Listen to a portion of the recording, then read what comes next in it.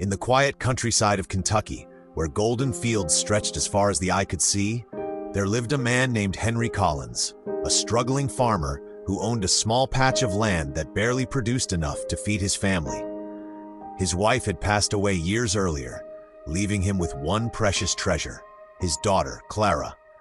Clara was unlike most girls her age. She did not know the luxury of malls, expensive dresses, or fancy restaurants. Her days were spent helping her father tend to the farm, feeding chickens, planting crops, and mending fences. Yet, in spite of her hardships, Clara had a radiant spirit. Her beauty was simple yet striking. Long brown hair that glistened in the sun, eyes as blue as the summer sky, and a smile that could melt away the coldest heart. But what made Clara truly remarkable was her kindness. She was known throughout the small town for helping neighbors, tending to the sick, and sharing whatever little food she had, even if it meant going hungry. Henry often worried about his daughter's future. "Clara," he would say, "you deserve more than this life of struggle. I just pray one day someone will see the treasure you truly are." Clara would smile and answer softly, "Papa, I don't need riches. I just need love and honesty." Far away in New York City lived Andrew Whitmore, the only son of billionaire real estate tycoon Charles Whitmore. Andrew grew up in a world of skyscrapers, private jets, and exclusive parties. He had every luxury money could buy, but his heart felt empty. Unlike his father, who was ruthless in business and believed money was the measure of all things, Andrew longed for something real, something pure. His friends often joked about his disinterest in the glamorous women who surrounded him at parties. But Andrew knew they only loved his wealth, not his soul. One summer, Andrew decided to escape the suffocating world of high society. Against his father's wishes, he took a road trip to explore small towns across America. He wanted to experience life beyond luxury. It was on this trip that fate brought him to Henry Collins' farm. It was a warm afternoon when Andrew's car broke down on a dusty country road. Frustrated, he tried to fix it, but he had no clue about engines. Just then, Clara happened to be walking home from the market with a basket of vegetables. She stopped when she saw him struggling. "Do you need help, sir?" she asked kindly. Andrew looked up, surprised. Her voice was gentle, her smile sincere. Unlike the women he knew, she carried herself with simple grace. "My car, it won't start," he replied. Clara set down her basket and called a local mechanic she knew. While they waited, she offered him water and even shared some bread she had bought from the market. "Why are you so kind to a stranger?" Andrew asked, curious. Clara smiled. "Because kindness is free, and you look like you needed it." Something in her words touched him deeply. That day, Andrew followed Clara back to her farm, insisting on helping her carry the heavy basket. For the first time in years, he felt grounded. Andrew stayed in town for a few days while his car was repaired, and during that time, he visited Clara often. He helped her with farm chores, something completely new to him. Clara laughed at his clumsy attempts to milk cows and gather eggs, but she admired his willingness to learn. They spent evenings sitting on the porch, watching the sunset over the fields. Andrew shared stories of the city, while Clara spoke about her dreams of a simple, peaceful, slowly, friendship blossomed into something more. But their worlds were not the same. When Andrew revealed he was the son of billionaire Charles Whitmore, Clara was shocked. She felt she had no place in his world. "Andrew, you belong to a life of wealth and power," she said one evening. "I am just a poor farmer's daughter. People will laugh at you for being with me." Andrew took her hand gently. "Clara, I don't care about what people say. I care about what my heart feels, and my heart chooses you." News of Andrew's relationship with Clara soon reached his father. Charles Whitmore was furious. "A farmer's daughter?" he roared. "You're a Whitmore. Our family name is built on prestige. Do you want to throw it all away for a girl who can't even afford shoes worth $100? Andrew stood firm. "Father, she is worth more than all the money in your banks. She is pure, kind, and real, things money cannot buy." Charles sneered. "End this nonsense, or you are no longer my son." Andrew refused. He returned to Clara, but for the first time, doubt filled her heart. She didn't want to be the reason he lost his family. "Andrew," she whispered, tears in her eyes, "I cannot let you destroy your life for me." But Andrew held her close. "Clara, my life began the day I met you. Determined to prove their love, Andrew decided to stay with Clara and her father, working on the farm. He traded his designer suits for overalls, his luxury car for a tractor. It was not easy. His hands blistered, his back ached, and he struggled with the harsh realities of farm life. But through it all, Clara was by his side, encouraging him, laughing with him, and teaching him resilience. The townspeople whispered about them. Some admired their love, others mocked Clara, saying she was just a gold digger waiting to claim Andrew's fortune. But Clara ignored them. She knew her heart was pure. One day, tragedy struck. Henry Collins, Clara's father, fell gravely ill. Clara was devastated. She feared losing the only parent she had left. Andrew stood by her side, taking Henry to the best hospital and paying for his treatment without a second thought. On his deathbed, Henry smiled at Andrew and whispered, "Take care of her, son. She is the jewel of my life." Andrew held Clara as she wept, vowing to honor her father's final wish. Months passed, and Andrew decided it was time to marry Clara. He bought a simple ring, not extravagant but filled with meaning, and knelt before her under the old oak tree near the farm.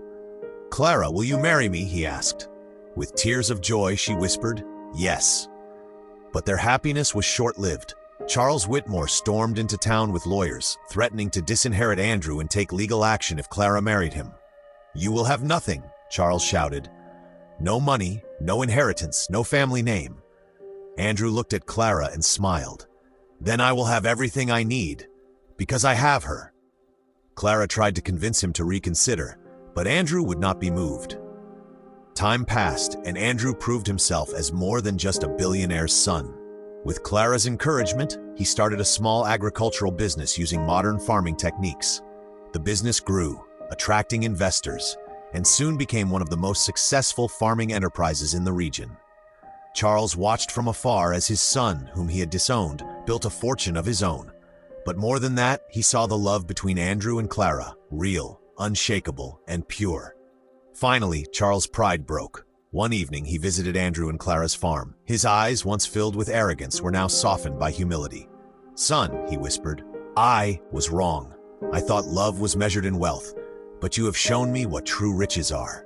Clara, I judged you unfairly. Will you forgive an old man's pride?" Clara, ever kind, smiled gently. "Sir, forgiveness is easier than holding grudges. You are welcome in our home." From that day, the Whitmore family was reunited, not by money, but by love. Years later, Andrew and Clara had children of their own. They raised them not in luxury, but in love, teaching them the values of kindness, humility, and hard work. Their story became an inspiration across towns and cities, a reminder that true love is not bound by class, wealth, or status. And every time Andrew looked at Clara, he whispered the same words, "You are my greatest treasure." After the reconciliation with Charles Whitmore, life seemed peaceful for Clara and Andrew. But peace, as life teaches, never lasts forever. Their first child, a daughter named Lillian, grew up in the warmth of her parents' love. She was bright, curious, and had Clara's gentle spirit. A few years later, Clara gave birth to a son, Matthew, who carried Andrew's charm and boldness. The farm had expanded into a large agricultural company. Andrew and Clara hired dozens of workers, helping many struggling families find stable jobs. The town began to prosper, and people looked at Clara not as the poor farmer's daughter anymore, but as a symbol of hope and strength. But success also attracted jealousy. Competitors in the city, angry that Andrew's farming company was thriving, started plotting against him. One evening, a wealthy businessman named Victor Kane approached Andrew with a proposal. "Sell me your company," Victor said smoothly. "I'll make you richer than your father ever was." Andrew shook his head. "I didn't build this for riches. I built it to give back to this town and honor Clara's father." Victor's smile turned cold. "You'll regret this." Soon, rumors spread. Banks suddenly pulled funding. Supplies were sabotaged. Workers were bribed to leave. Clara could see the stress weighing heavily on Andrew. "Andrew," she whispered one night, holding his hand, "we've survived storms before. We'll survive this too." Among their trusted employees was a man named Ethan, who had worked on the farm since its early days. Clara treated him like family, but greed consumed him when Victor offered him money to betray Andrew. Ethan began leaking company secrets, signing false contracts, and diverting resources. Slowly, the thriving company began to sink. When Andrew discovered the betrayal, he felt crushed. Clara, though heartbroken, chose compassion. "Ethan was blinded by greed," she said, "but we must not let bitterness blind us. Let's rebuild." While Andrew battled in business, Clara faced challenges at home. Lillian, now a teenager, had fallen in love with a boy from town, Daniel, the son of a poor mechanic. Clara saw herself in their love, but Charles Whitmore, still proud despite his softened heart, disapproved. "A Whitmore cannot marry a mechanic's son," he declared. Clara took Lillian aside and spoke gently. "My darling, love is not about wealth. Your father chose me when I had nothing. If Daniel truly loves you and you him, then that is enough." Lillian smiled through tears. "Thank you, Mama. I want to live a story like yours and Papa's." Through hard work and resilience, Andrew rebuilt his business. Instead of relying on banks, he partnered directly with local farmers. They pooled resources, shared profits, and created a cooperative model that became even stronger than before. Victor Kane's empire, meanwhile, collapsed under his own greed. Investors abandoned him, and he was left with nothing. One day, he visited Andrew in shame. "I destroyed myself trying to destroy you. How did you survive?" Andrew looked at Clara, then back at Victor. "Because love and trust build stronger foundations than greed and pride." Years passed. Matthew grew into a responsible young man and studied agricultural science, bringing new innovations to the family business. Lillian married Daniel, and though their wedding was simple, it was filled with joy, tears, and dancing under the stars. Even Charles Whitmore shed tears, realizing love had triumphed once again. Clara, now older, often sat on the porch where she and Andrew once watched sunsets. She held his hand, both of them silver-haired but still deeply in love. "Do you ever regret choosing me, Andrew?" she asked one evening. Andrew kissed her forehead. "Not for a single heartbeat. Clara, you are the reason I live." When their grandchildren were born, Andrew and Clara told them bedtime stories. Not of kings and queens, but of farmers and city boys, of hardships and triumphs, of forgiveness and sacrifice. They wanted them to know that life is not about how much money you earn, but about how much love you give. Clara's story, once of poverty and struggle, became a legacy of hope for generations. And so the tale of the poor farmer's daughter and the billionaire's son lived on, not just in their family, but in the hearts of all who heard. True love can bridge the widest gaps, conquer the harshest storms, and leave behind a legacy that outlives us all. If you enjoyed this story, don't forget to subscribe to Heartfelt Chronicles Stories for more inspiring tales coming your way.